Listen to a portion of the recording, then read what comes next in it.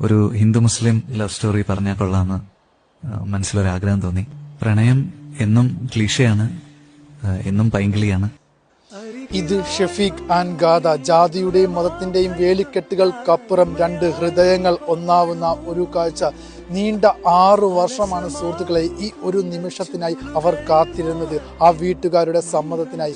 അവസാനം ഷെഫീഖിന്റെ ആ വീട്ടുകാർ ഗാഥയുടെ വീട്ടിലോട്ട് വരികയാണ്. ആ മിഠായി കൊടുക്കൽ ചടങ്ങ്, ആ കല്യാണം ഉറപ്പിക്കൽ ചടങ്ങാണ് സുഹൃത്തുക്കളെ നിങ്ങൾ ഈ കാണുന്നത്. ഗാഥയുടെ ആചാരപ്രകാരം തന്നെ ആ വീട്ടിൽ, ഷെഫീഖിന്റെ വീട്ടിൽ ജീവിക്കാം.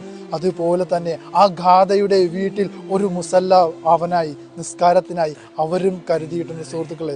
എന്താ പറയുക, ആ വീട്ടുകാരുടെ ആ ഒരു സന്തോഷത്തിനായിട്ട്, അവരുടെ ആ സമ്മതത്തിനായിട്ട് അവർ കാത്തിരുന്നത് 1-2 വർഷമല്ല, നീണ്ട 6 വർഷമാണ് കാത്തിരുന്നത്. പുതിയൊരു പ്രണയത്തിന്റെ പുതിയൊരു അധ്യായം ഇവിടെ തുടങ്ങുകയാണ് സുഹൃത്തുക്കളെ.